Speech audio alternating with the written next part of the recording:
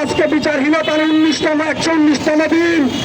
উসমান হাদির বিচার যদি না হয়, এই দেশের রাজপথে মানুষ আসতে জীবন দিতে দ্বিধাবোধ করবে না। কারণ উসমান হাদি ছিল আপনার জনতার এক বাসন, আপনার জনতার মুখের বাসা। যারা আপনার জনতার মুখের বাসা কাইনে নিচ্ছে, তাদেরকে কোনোভাবে বাংলার মাটিতে থাকতে দেওয়া হবে না। যদি রাষ্ট্রযন্ত্র যদি এটার সাথে জড়িত থাকে, কোন রাজনৈতিক মহল যদি জড়িত থাকে, তাহলে মনে রাখেন কাউরে আমরা ছাড় দেব না।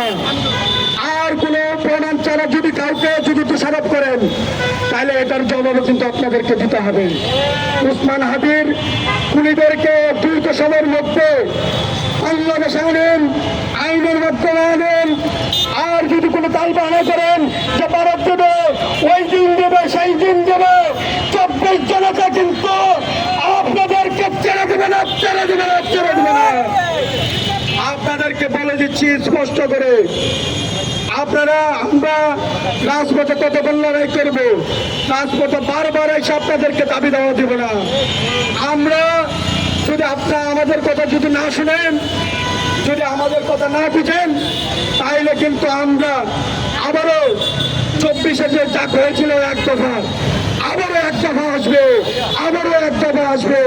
মনে রাখেন, জুলাই আসতে কিন্তু আর বেশি সময় নাই। জুলাই কিন্তু খুব নিকটবর্তী আমাদের। মনে রাখেন, ইনকিলাব ইনকিলাব, জিন্দাবাদ জিন্দাবাদ জিন্দাবাদ।